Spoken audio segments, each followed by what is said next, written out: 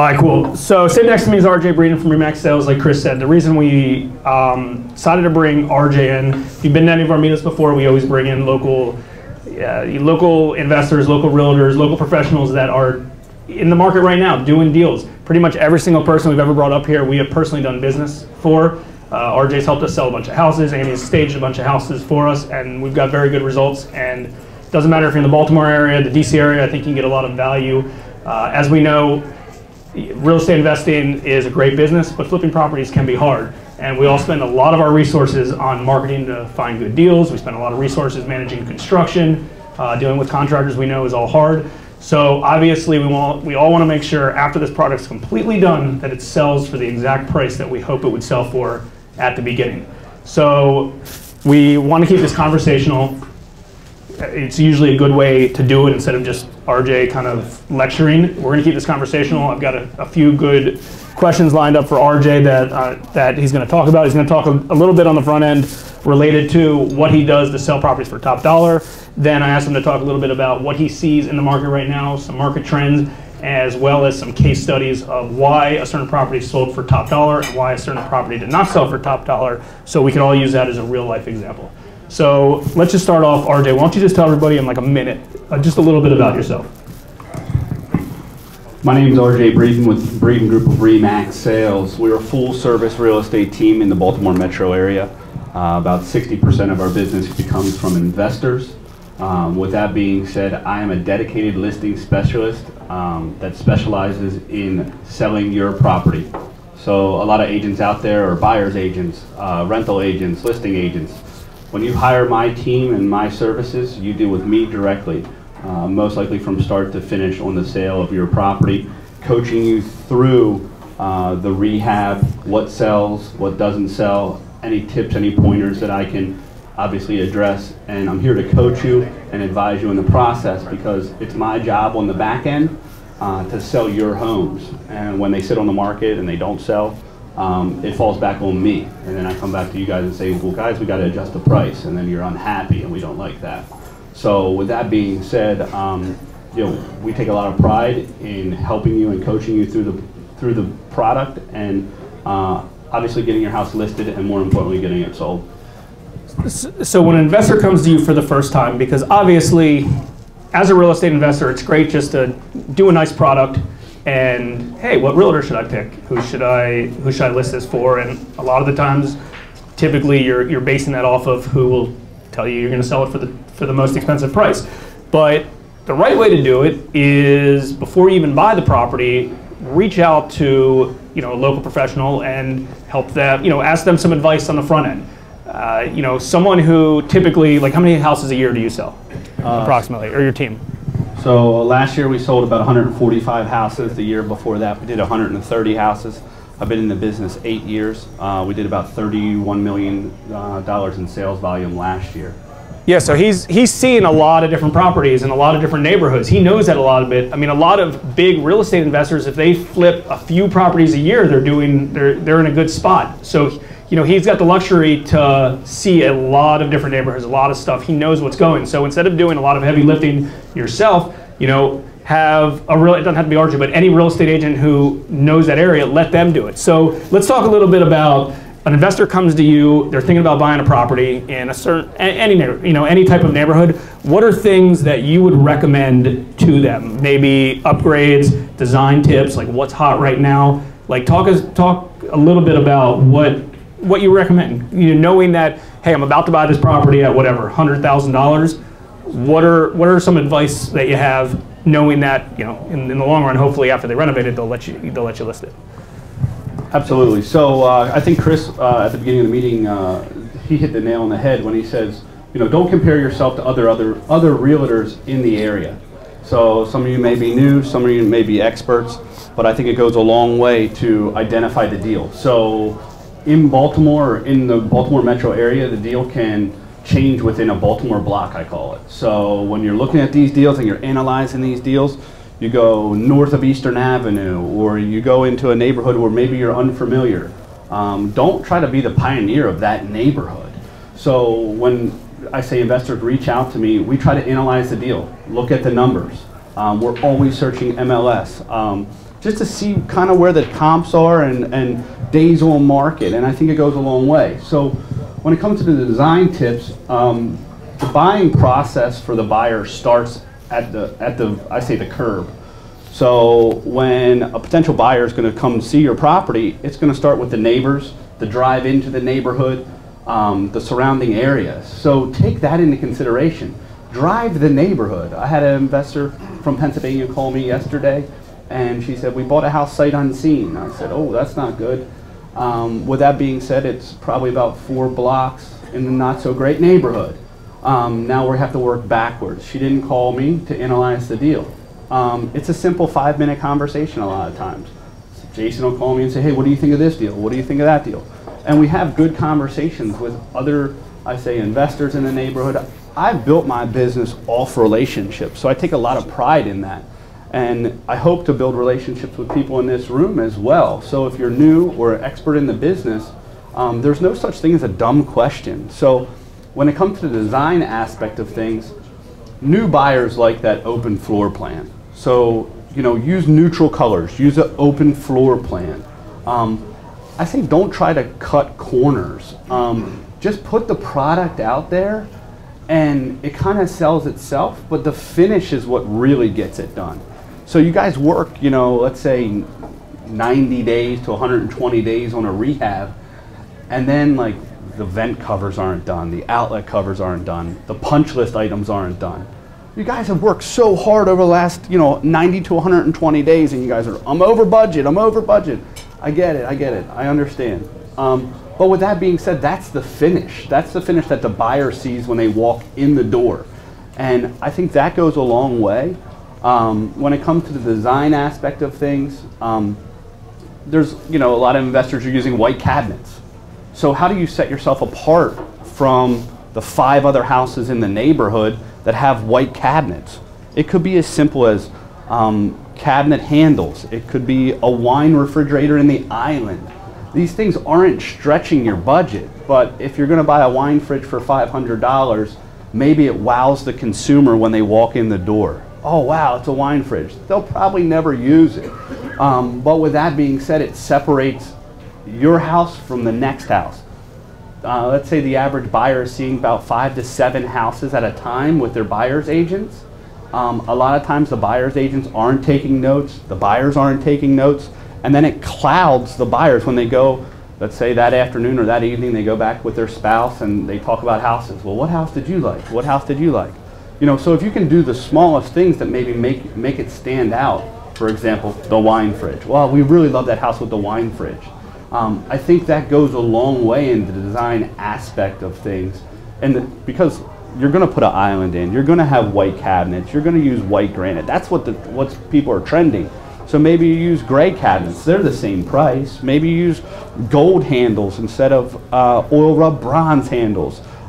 These are simple things that I'd say your property is going to stand out from others in the neighborhoods that you're trying to sell. So you use the term stand out. Do you think, and you know, there's always a common misconception, and especially that we see this on the lending end, there's so many people that just put lipstick on a pig, right? And I think that, you know, a few years ago, maybe that worked, but I can tell you firsthand, you can probably say firsthand, like that just doesn't work anymore. Like buyers they're not dumb. And the other side is even if a buyer's buying a property at $250,000 or $300,000 in Baltimore, which is equivalent to, call it $600,000 in the DC area, you know, they expect really, you know, really nice things. But that being said, nice things doesn't necessarily mean expensive things, right? If you do it the right way. But going back to the standout, so I know a lot of investors that we do loans for, they always have like their magic charm that and I'm curious your thoughts on this, that they do. Like for instance, there's a developer in DC, and you know, they always paint all the doors red. So no matter what they're doing, they paint the door red, and people just know that, you know, they're the guys with the red doors. I know people that do these funny little painting things in Baltimore in the foyer. So you come in there and you see like their little charm related to that. Like, what would be something you can just, you know, get creative? Maybe people, you know, can think through this as they go home or tonight. what are just a few things that maybe someone could do really creatively in order to really stand out? Maybe, you know, painting a front door, maybe putting a certain type of bush in the front, something that like all of a sudden people, you know, even if the roof's collapsing, this is the only thing that they remember. You got anything like? Yeah, absolutely. Okay. So that's a good point. So I think in DC, you're seeing it a lot more in DC than you are in Baltimore. But interior doors, to paint the interior doors black. So I love the color Sherman-Williams on the rocks. It's a very like light gray almost. Everybody's putting white trim in the house, and then maybe you put black interior doors. So you have black interior doors. Again, that's a standout feature to the property that's separating you from the next guy. Or Colford ceilings. Main floor, when you walk in the door, maybe you have some Colford ceilings in the house, which is great. You could change the color of the island. So if you're doing white cabinets, maybe you put a black island in. Just simplest things that you guys are already doing essentially, but maybe you just change it. Maybe a sink in the island instead of against the kitchen wall. And that'll stand out. But more importantly, the people that I see getting top dollar, they're creating a brand. So when they're selling these houses above market, it's a brand that these buyers are buying. And I think that goes a long way, a very long way, whether it's a builder's warranty and things like that. These guys are taking the right steps to stand out through the process of the rehab. So when a home inspection's going on, I show up to all my home inspections. When you hire me, why do I do that? Because if there's a problem during the home inspection, I want to address it with my seller. And a lot of times when a deal falls apart or goes sideways, it's due to a lack of communication or a miscommunication. And I can tell you in the last 8 years, I've seen a lot of people get into the business to become realtors that don't really have an idea of what's going on. So if they're representing the buyer, the only person that's educating them is the home inspector. The home inspector's sometimes not even right. The houses aren't done, you know, let's say a house is done to code, and then this home inspector comes in and says, well, this needs to be done this way, or this needs to be done this way. So when I show up with my seller, or my investor at that matter, we identify that problem and hit it head on. And maybe something was overlooked, but a lot of times we're building that, I say, trust with the buyer to make them feel good about the purchase, because in the process, I'm trying to stretch the market and get top dollar for these people. So if the consumer is paying top dollar, they want everything correct. They want a perfect house. So when the seller or the investor has a punch list items of 35 items, 10 items, 15 items, some could be major, some could be minor, but if it all adds up, it's crazy. I had a deal the other day. The inspector said that the outside porch lights were not working. Well, the home inspector didn't realize that they were daylight, nighttime porch lights. So you actually had to put your thumb over them for about a minute, and then they come on because it was 12 o'clock in the afternoon and they weren't going to work. You know, another situation I had the other day, sump pump discharge went out the back of the house. Went out the back of the house about 5 feet. So that's a good amount. It's away from the foundation. It was a great investor that did the rehab. The actual buyer requested that it discharge across the driveway into the neighbor's yard. That's against the law. They're going to get fined by Baltimore City. And in the same deal, they wanted the steps to the deck encased. So when they come down, instead of being open risers, they were encased. Well, that deck was done to code per Baltimore City. So why would we encase the steps? So I had an uneducated, I say buyer, uneducated home inspector, and the deal went sideways. And those are the things, now we're working backwards. Then we got to relist the property and put it back on the market. And then, you know, a couple good agents will say, well, why to go under contract? And so it's just, it creates, I say, a can of worms that we really shouldn't have to deal with in the process. Yeah, it's a good point, because like you said earlier, it doesn't necessarily have to be you, but you know, if you're an investor and you're already a real estate agent, or you're listing it yourself, whatever it is, meeting the inspector there, meeting the appraiser there, meeting whoever else, the service provider there, because homeowners, they're going to take the advice of the home inspector, and most of these things aren't a huge deal, but they're going to make it a big deal, and that stuff can be taken care of way before it becomes an issue. Like all of a sudden an inspection comes up and the inspector says, hey, this little thing here, that's not a huge deal, and then they give them buyer's remorse. So I think that's a good tip. What do you want to ask a question real quick? Sorry. Okay. What are your thoughts where we are right now in today's market related to everything brand new? Because a lot of, I feel like there's a lot of buyers out there that they want to treat this as I either go buy new construction in a community or I buy a property in an existing community that's pretty much brand new. So, even if HVAC's fine, ripping it out, starting over, have you seen that investors are coming in, and obviously they're upping their budgets to do that. But that being said, they're getting a higher end product and they're literally redoing everything. So, roof's new, HVAC's new, everything's brand new. So I think that has a lot to do with the acquisition price. Where you acquire the property will allow you to do new HVAC, new roof, new windows, new doors. Purchased right, the property is already half sold. Purchased wrong, and we're over budget. And I think that is, when it comes to knowing your numbers, knowing the market, I think that goes a long way.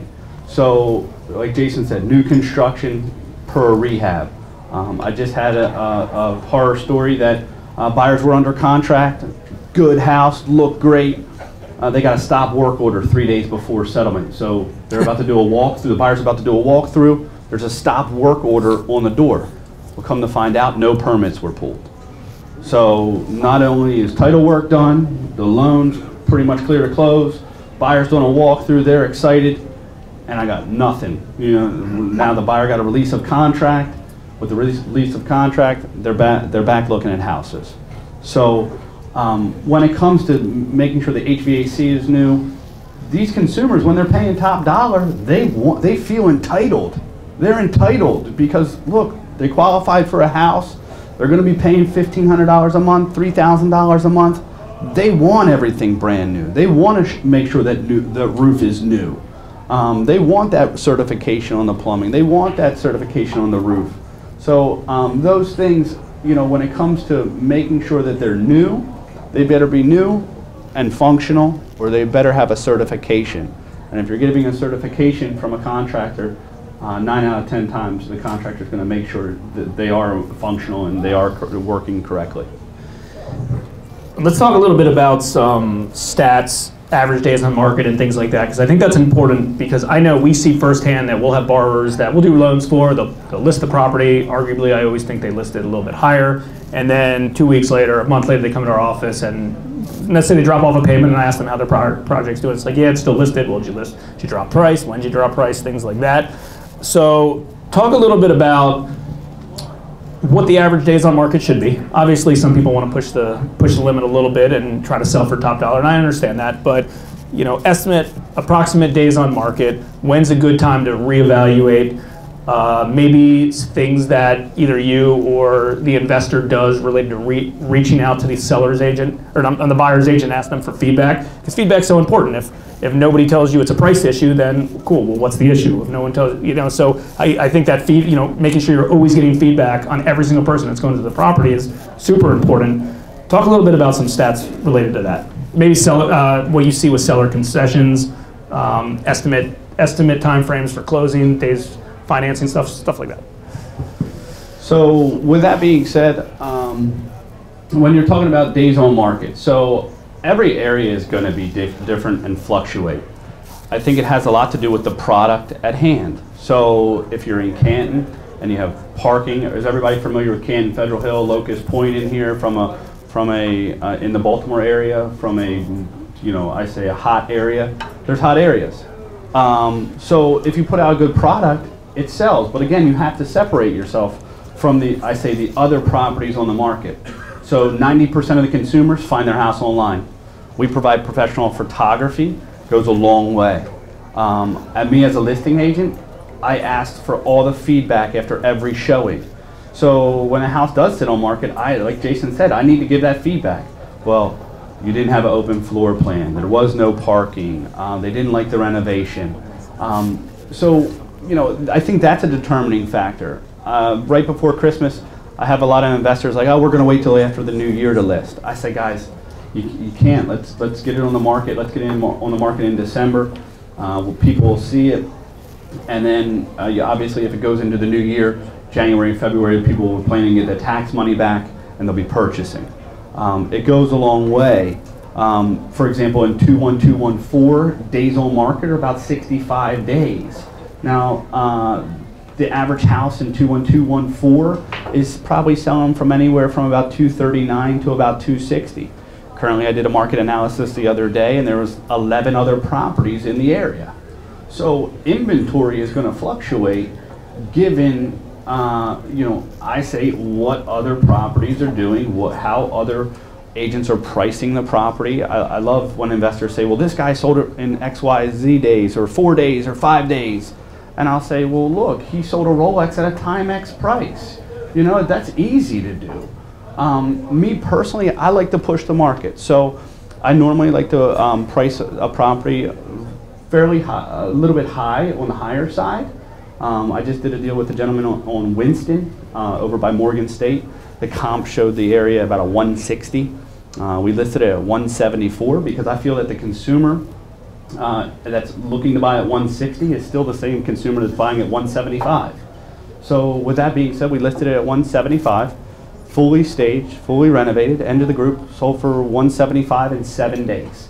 In the process of those 7 days, the seller came to me and said, well, XYZ just sold one in 3 days at 165. I said, okay. So I put it under contract in 7 days, 7 or 8 days, I'm not 100% sure. And I called him, I said, look, that was worth the wait. You made an extra 10 grand. Now, in the process, that same investor has another property in the neighborhood. Now that we know we got 175, let's see what we can do. So we listed that property at 179, went under contract in 8 days. Again, pretty good. So we just changed the market by about $15,000 over there. Now, when you're dealing with agents like myself or other agents that I network with and have good conversations with, that goes a long way, because now let's say if the consumer or the investor's buying over there at 75, maybe he can go to 80 if something hits the market. So I think that helps when you have knowledge or insight, when I'm networking with the right agents, other listing agents, getting feedback. A lot of times, you're going to list with your brother's cousin's friend, and they got a part-time job, or maybe they're doing real estate part-time, they never follow up, they don't have a system in place to follow up. The feedback is key, because if a house sits on the market, just like Jason said, they're going to come to me and say, well, why isn't it selling? And then I just stand, the phone goes silent for about 5 seconds. It's kind of awkward. And I'm like, oh, I don't know, So, but if I communicate with you through the process, well, look, we had 3 showings. They didn't like the location. They didn't like the neighbor's yard. It lacked curb appeal from the start, or maybe the finishes weren't good. I had a house the other day in White Marsh. Great house. The vent covers weren't on, the outlet covers weren't on, and the chandelier wasn't installed. The feedback that I got from the buyer's agent said, man, the finishes lacked. And I'm like, days on market are high there. So I think when testing the market or addressing a price that you're trying to go after, I often ask the investor or the retail seller, what are you trying to accomplish? What's your goal? And when you set clear expectations in the process, it goes a long way. They'll say, look, RJ, we don't have to get top dollar, but I want low days on market so I can move on to the next property. Okay, wonderful. Sorry. Oh, go ahead. Got a few questions that people texted me. All right, go over some mistakes that you see over and over and over from investors. A few things like, there's a lot of, especially newer investors, and it's a learning process. This whole game is a learning process. If a newer investor ever comes up to me and asks me what they think I should do, I say, well, go pull up the top sold comps and copy exactly what the heck they did.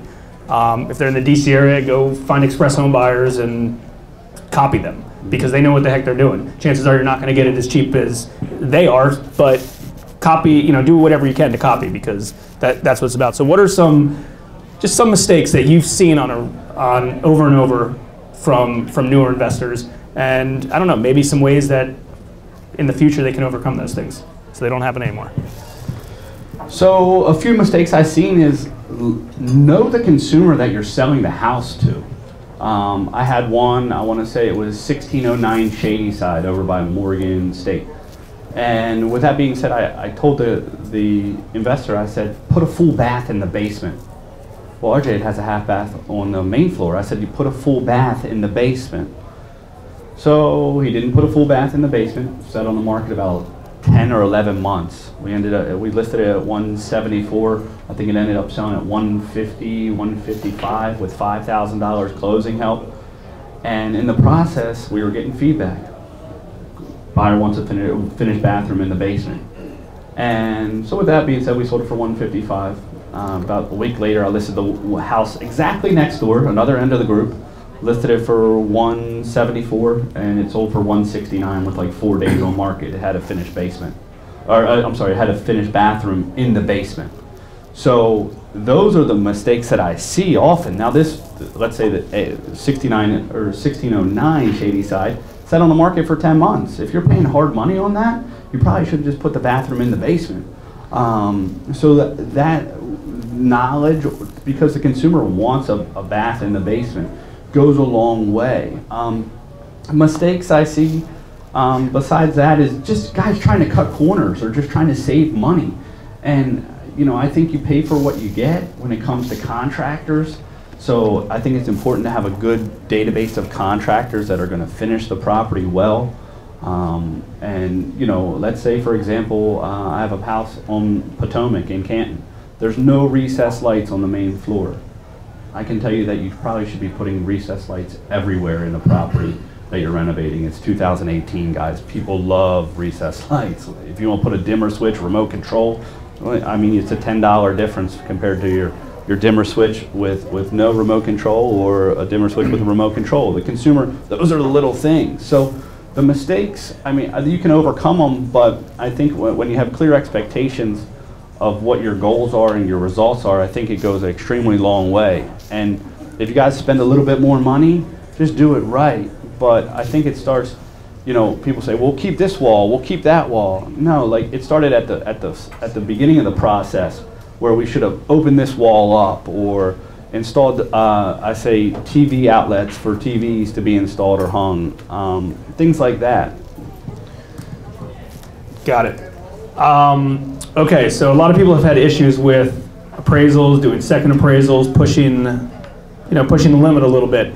What have you done kind of in the past, and I don't know if there's an answer to this, to try to overcome the appraisal issue? So for instance, you sold the property for 170, the next one you sell for 175, the next one you sell at 180, or you try to sell for 180, and then an appraiser comes in and says, you know what, I can't give you 180. And you talked about meeting the appraiser out there, and that's huge, and potentially pleading your case. Because again, it's all a negotiation with the home inspector, with the appraiser. You know, appraiser's just going to put whatever they feel, you know, is on there. But that's not being said that you can't influence the appraiser. So maybe what are some things that, you know, you've done, you know, to try to make sure that appraiser is going to, you know, get that price you need?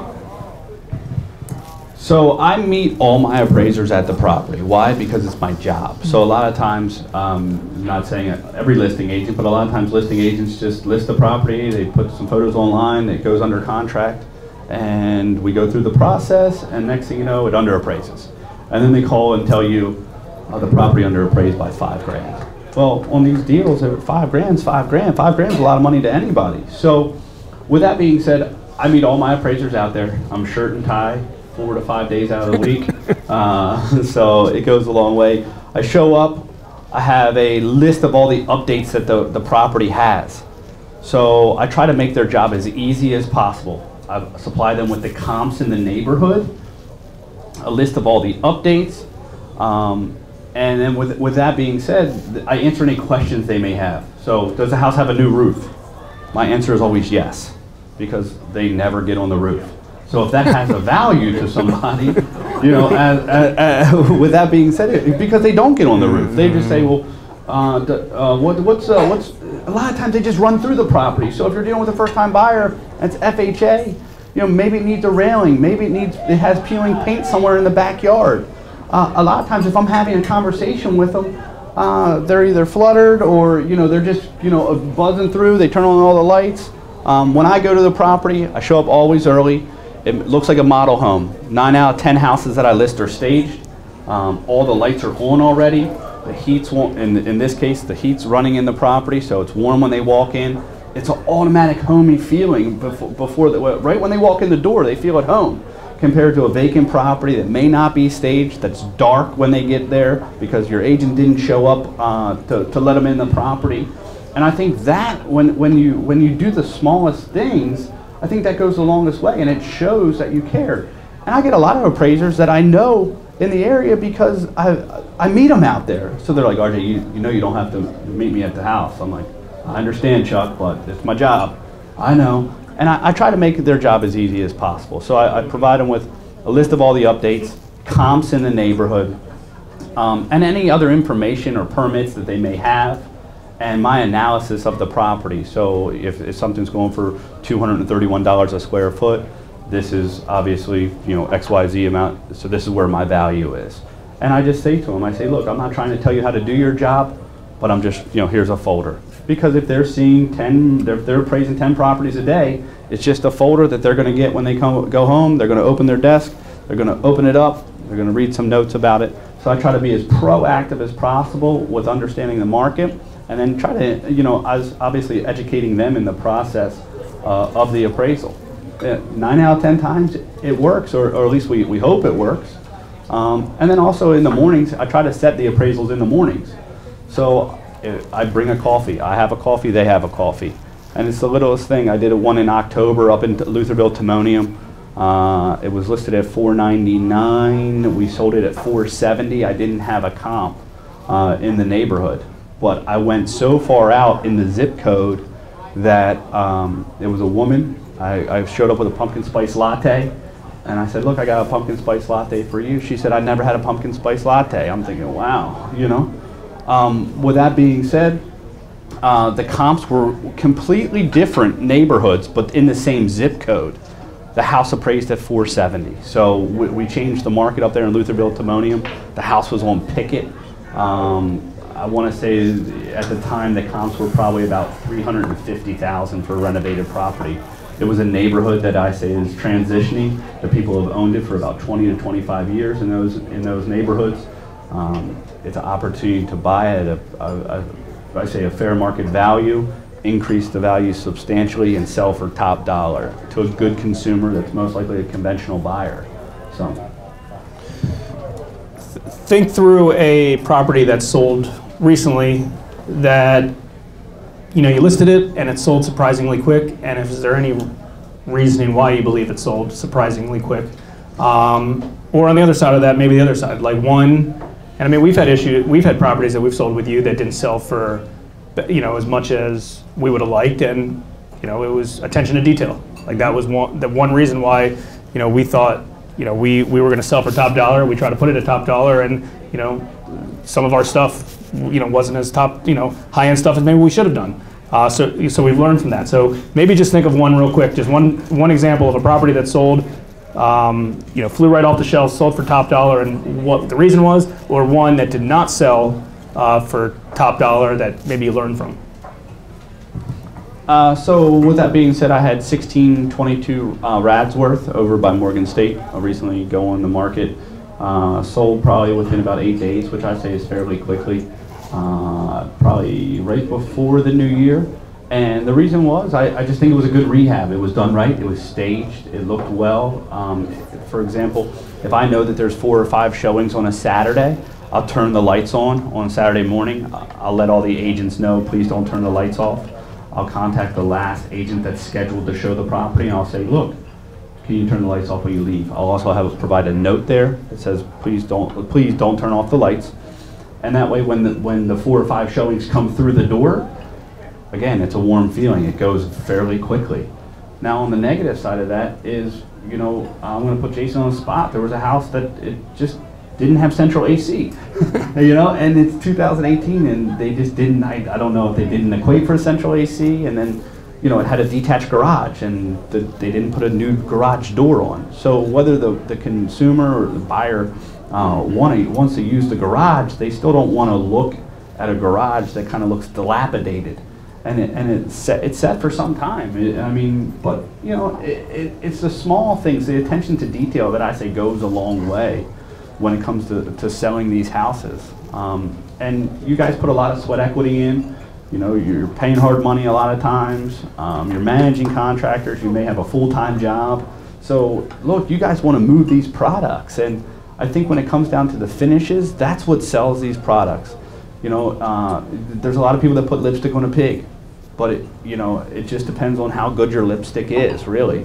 When it comes down to it, just close the deal and make sure your carpenter's in there tightening up things and making sure it looks good. And I think that goes a real long way when it's going to get top dollar. Thanks. I want to take a quick 5-minute break because Amy Breeden's going to come up afterwards, and she's got some really good insight on layouts, fashion, color schemes, staging in general. She owns a staging company, so she's inside fully renovated houses all day long. That's what she does, and I think she's got some good tips for everybody. We'll talk to her more about the layouts and the design and the paint colors and the stuff. I think she probably has a little bit more insight on that. So give us like 5 minutes, and we'll circle back with Amy, and then we'll do questions and answers after that as well.